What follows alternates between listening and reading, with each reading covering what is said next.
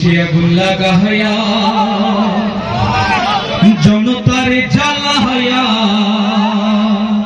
পালায়া ছাইরা গেলি ঢাকা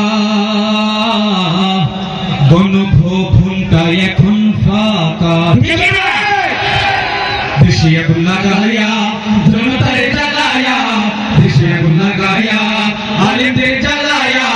পালায়া ছাইরা গেলি ঢাকা গণভবনটা এখন ফাঁকা বুবুরে গণভবনটা এখন ফাঁকা ডাইনিরে গণভবনটা এখন ফাঁকা দেশে আগুন লাগায়া জনতার জ্বালায়া